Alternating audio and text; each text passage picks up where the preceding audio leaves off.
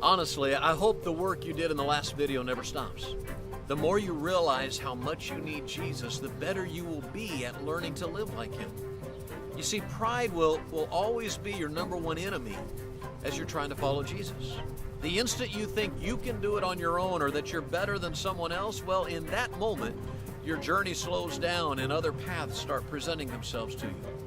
If you keep your need of God's love in front of you, you'll find it far easier to stay focused on God's path for your life. Fortunately for both of us, God brought us what we needed. In spite of our failures, God has offered us the love we had to have. God doesn't just humble us and leave us face down in the dust. He gives us what we need to get up and to find new life.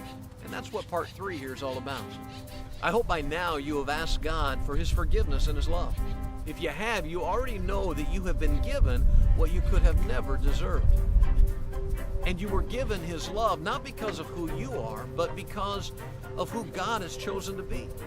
It's an amazing blending of mercy and grace that none of us could ever earn.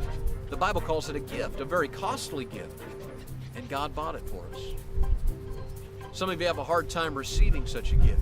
We can't believe God would love us like He claims to. Or maybe we've never been too good at receiving love because some of the folks that were supposed to love us struggled to do that. Maybe they even hurt us deeply, so any idea that God really loves me is hard to swallow. You see, once I begin to realize how much I need God, I have to learn to receive that love. I have to be open so that He can pour His love into me. If I can do that, He will pour more love into me than I could possibly need. And some of that extra is what He's going to help me direct toward others. You see, some people are afraid to let God touch certain areas of their life. They've gotten used to hiding them or keeping them off limits, so that nobody else can touch them there.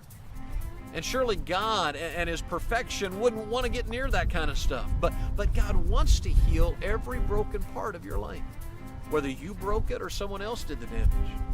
It's just that He can't heal what you keep hidden from Him. So how has God loved me?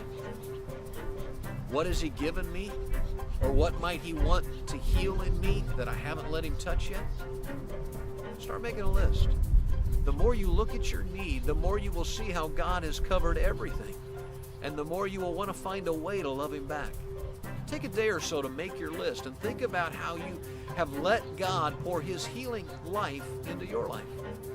If there's a few areas where you're struggling to be open with Him, go ahead and visit part 4. That's where I'll show you the pivotal step in this journey of learning to love.